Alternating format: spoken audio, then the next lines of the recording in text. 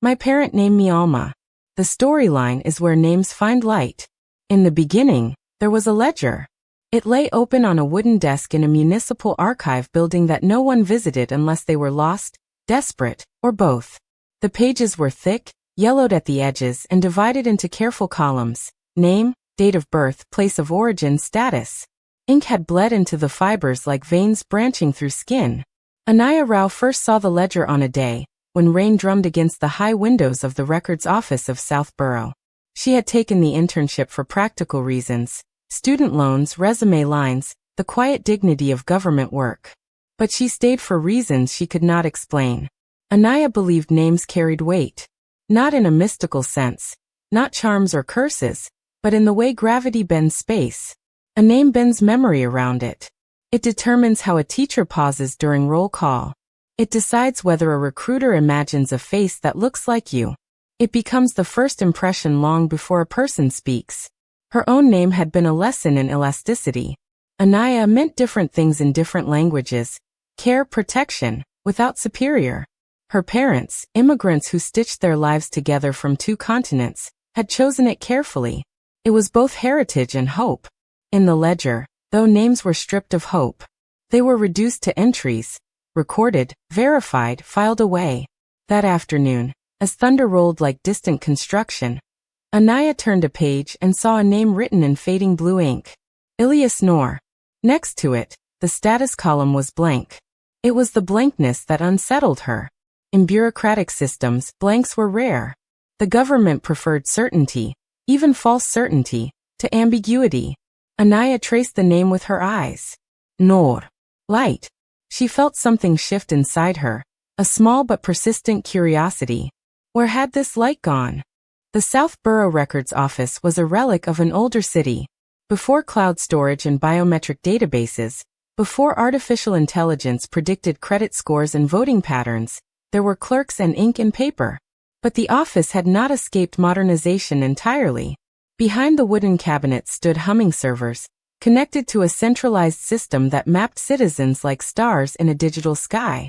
Anaya's supervisor, Mr. Delgado, often joked that the system knew more about a person than their own mother did.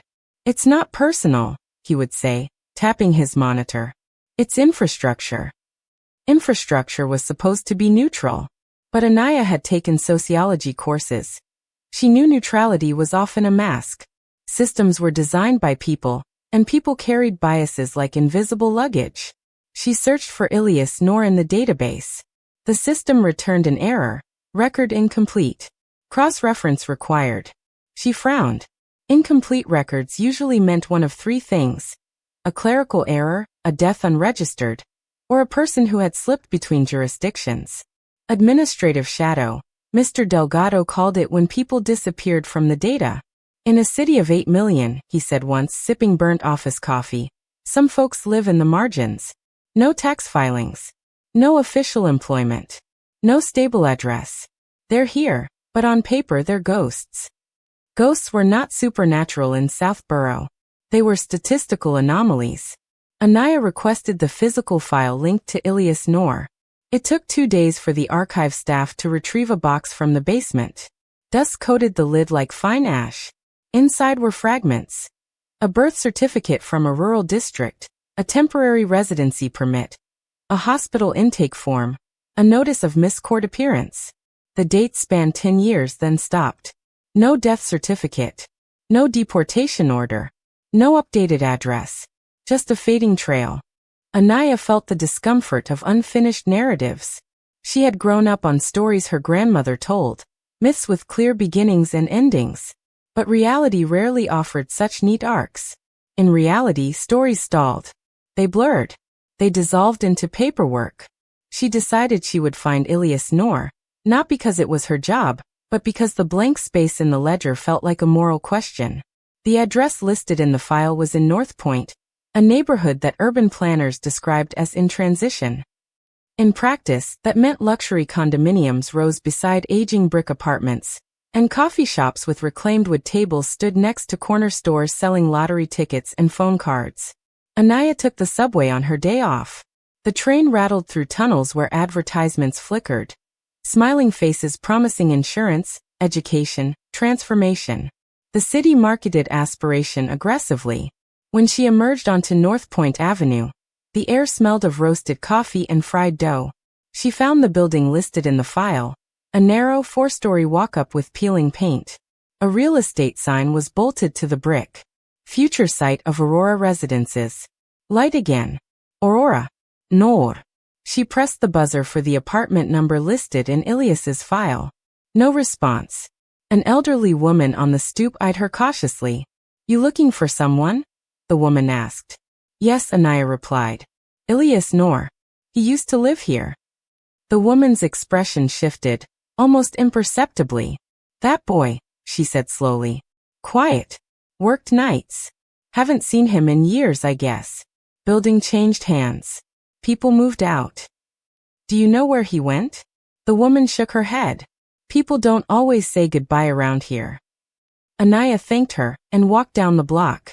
Displacement was not a single event. It was a process. Rents rose incrementally. Eviction notices arrived in neutral envelopes. Social networks frayed as neighbors scattered. The city called it development. Anaya called it erosion. She sat on a bench and opened the file again. The hospital intake form listed a contact. Layla Noor, sister. Address. Same building. Phone number, disconnected. She searched social media platforms. The name Layla Noor yielded dozens of profiles across the world. None matched the grainy photocopied ID in the file. The city was vast. Names repeated like echoes. Anaya realized something unsettling. In a metropolis that tracked its citizens through cameras and data points, it was still possible to vanish. Not by stepping into a forest or crossing an ocean, but by failing to fit the categories that granted visibility. Back at the records office, Anaya consulted an internal manual on identity verification. It described how names were linked to biometric identifiers, fingerprints, facial recognition, iris scans. In theory, a name was just a label attached to a more precise biological signature. But in practice, names did most of the social work. Employers saw names before faces. Landlords read names before meeting tenants. Algorithms processed names through predictive models trained on historical data. Data shaped by centuries of inequality. Anaya remembered a study she had read in college.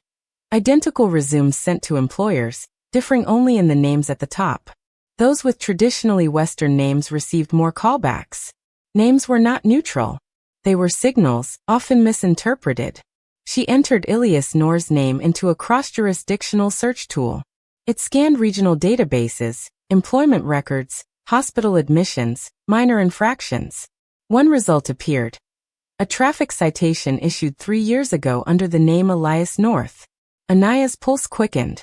The birth date matched. The biometric ID matched. The address was in a different borough, Westbridge. Ilyas Noor had become Ilyas Noor. Noor meant light. North pointed to direction, perhaps aspiration. Anaya felt a mix of relief and unease. Relief that he was likely alive. Unease at the transformation. Why change a name? She printed the citation record. It included a current address. Westbridge was wealthier than North Point. Tree-lined streets. Boutique stores. Schools with manicured lawns. Anaya hesitated before knocking on the door of a townhouse converted into rental units. A young man answered. He had tired eyes and hands calloused in a way that suggested physical labor. For a moment, they simply looked at each other. Yes, he asked. Are you Ilyas Noor? Anaya said. His shoulders stiffened. Who's asking? My name is Anaya Rao. I work at the South Borough Records office. She held up her ID badge. I'm not here about the traffic ticket. I'm here about your file. His expression darkened. My file. I'm trying to update incomplete records. I believe your birth name is Ilyas Noor. Silence stretched between them. Finally, he stepped aside. You better come in. Inside, the apartment was sparsely furnished. A mattress on the floor. A small table with 2 chairs. A stack of textbooks on the counter. I don't use that name anymore, he said quietly. May I ask why? He laughed without humor. Because I got tired. Tired of what? Explaining. Correcting. Being asked where I'm really from. Watching faces change when I introduce myself. He ran a hand through his hair. Elias North is easier. It fits in forms. It doesn't raise questions.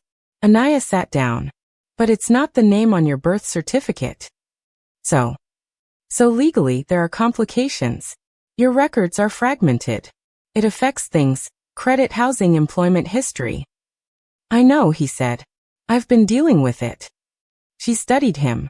Did you change it officially? He shook his head. Couldn't afford the fees. And I didn't want to alert immigration.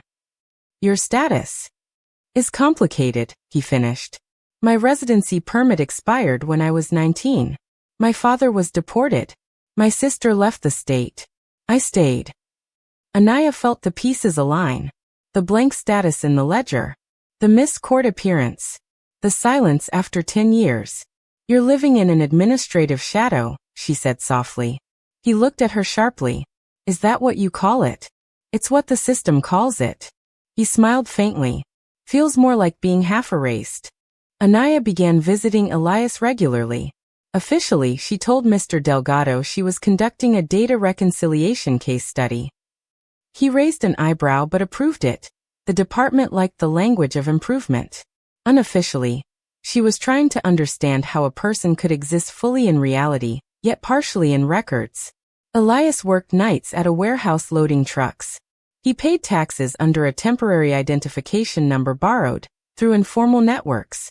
He sent money to his father abroad. He attended community college classes under the name Elias North. Why North?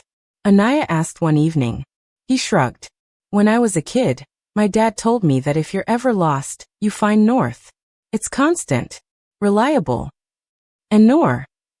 He was quiet for a long time. My mother chose it, he said finally. She said even if the world is dark, you carry your own light. What happened to her? She died when I was 16. The room seemed smaller. Anaya realized that names were not just administrative labels. They were repositories of relationships. To abandon a name was sometimes to abandon a memory too painful to carry publicly. You don't have to erase nor to survive, she said. Maybe not, he replied. But sometimes survival means editing. Anaya began mapping the bureaucratic architecture surrounding Elias's life. There were layers: municipal records, state identification systems, federal immigration databases, educational enrollment systems, private credit agencies. Each layer had its own criteria for recognition. To exist legally was to be acknowledged by all layers simultaneously. If one layer rejected you, the others began to wobble. She drafted a plan. First, file a petition for legal name change, either to formalize Elias North or to restore Elias Nor. Second, apply for a deferred action program that protected certain undocumented residents who had arrived as minors. Third, reconcile tax records to build a consistent employment history. It won't be easy, she warned him. There are risks. There are always risks, he said. What do you think I should do? The question startled her. I can't decide your name, she said. I'm not asking you to. I'm asking what you see. She hesitated. I see someone who changed his name to reduce friction, she said slowly. But I also see that the original name still matters to you. Otherwise, you wouldn't have let me in when I said it. He looked away. I don't want to live as a ghost, he said. Then we start by making yourself. The courthouse was colder than Anaya expected. They sat on a wooden bench among others seeking similar transformations. New names after marriage, after divorce, after gender transition, after estrangement from abusive families. The judge, a middle-aged woman with sharp glasses, called their case. Petition for name change, she read. Current legal name, Elias Nor. Requested name, Elias Nor. Anaya glanced at him. He had chosen neither full erasure, nor complete return. He had chosen a bridge. The judge looked up. Reason for change? Elias cleared his throat. To reflect the name I use in daily life while retaining my family name. The judge studied him for a moment. Do you understand that a name change does not alter your legal status regarding immigration? She asked. Yes, Your Honor. And that you are not seeking this change to avoid debts or legal obligations? No, Your Honor. There was a pause. Petition granted. she said, striking the gavel lightly. It was a small sound. But to Anaya it echoed. Outside, Elias exhaled deeply. It's strange, he said. I thought I'd feel different.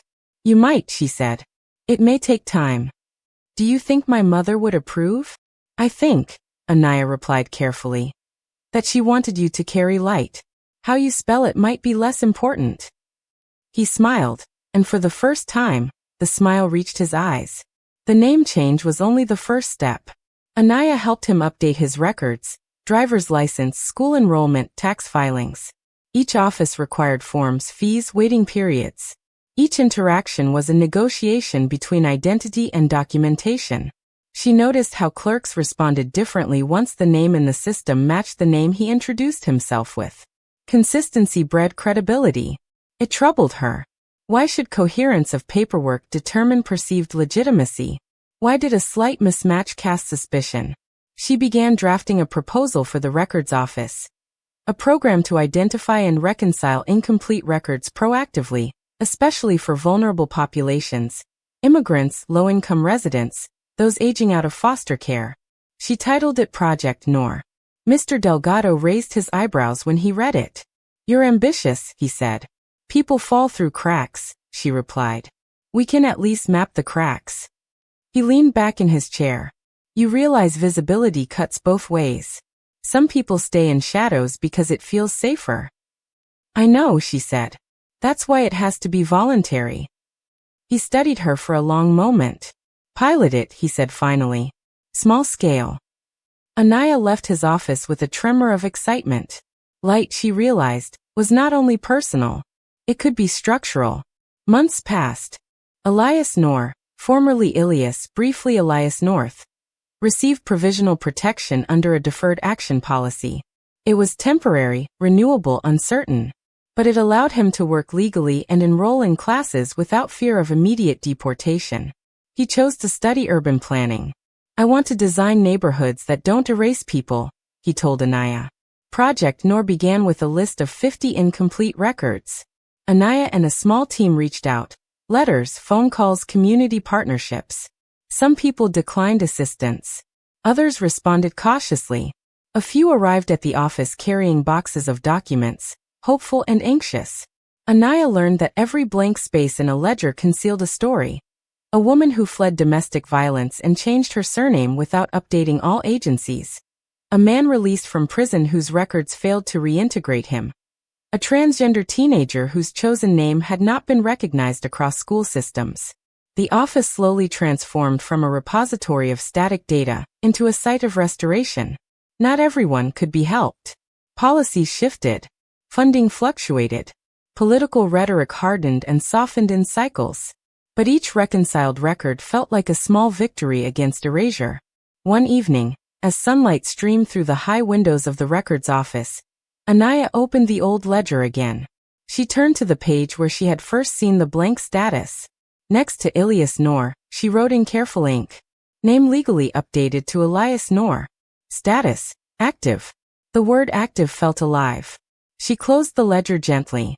Outside, the city pulsed, sirens, traffic, laughter, construction. Millions of names moved through its streets, each carrying histories invisible to passers-by. Anaya understood now that light was not the absence of darkness. It was the decision to illuminate what had been overlooked. Names found light in different ways, through courts, through community, through personal reclamation.